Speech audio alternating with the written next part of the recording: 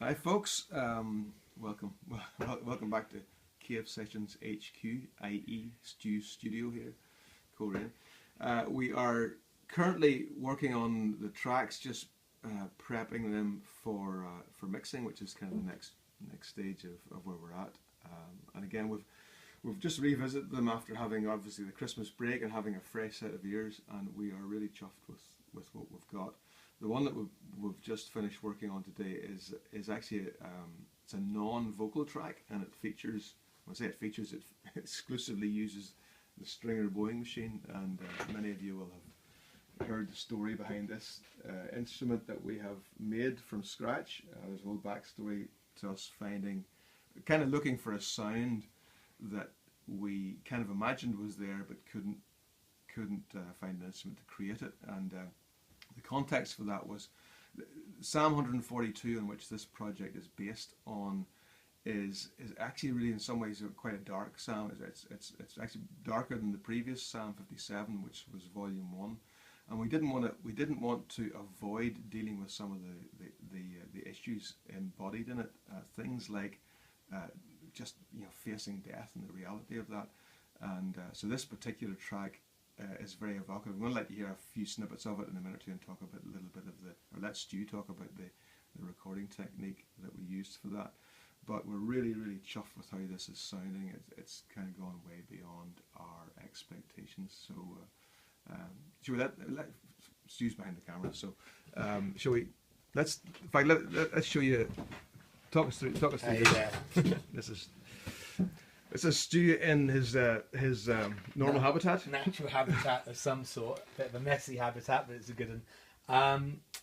Yeah, the Stringer was it was fun to record. We because we made it ourselves, we made it thinking about how we were going to mic it up. So it actually works in surround sound. It records in surround sound in a way, which I'm sure we can explain in a future kind of nerdy video, but we won't for now. We recorded it also with a Soundfield mic. So Soundfield, we've used it on all of these. It records in a way which allows it to capture all the audio around, and then afterwards you can decide which bit is going to various speakers. So it could be a surround sound microphone, it can be a mono one, but it means that you can feel really immersed in the sound.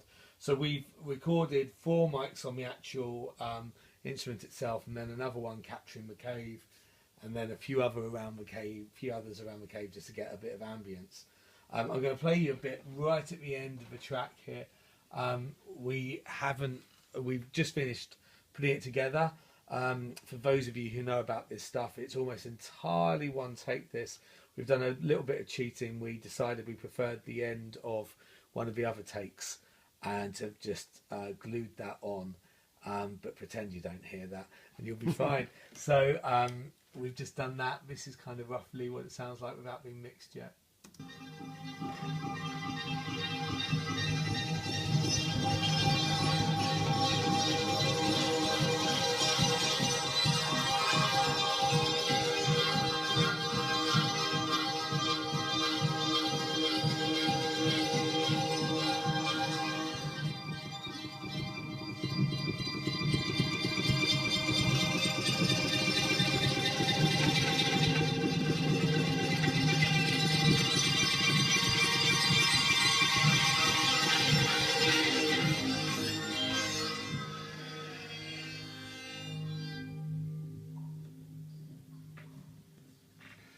So that's the Stringer in use. Andy kind of zoomed in then on the plugin that I have on it. It just shows all the lights going on around, show where all the sound is coming from.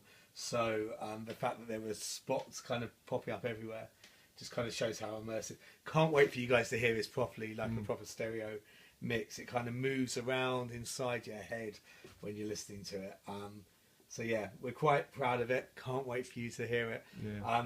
Can't believe we ended up making a new musical instrument for this project, as if recording in a cave wasn't hard enough. We made 2 musical instruments for this, and just so chuffed how it's turned out. So yeah, pleased. Yeah.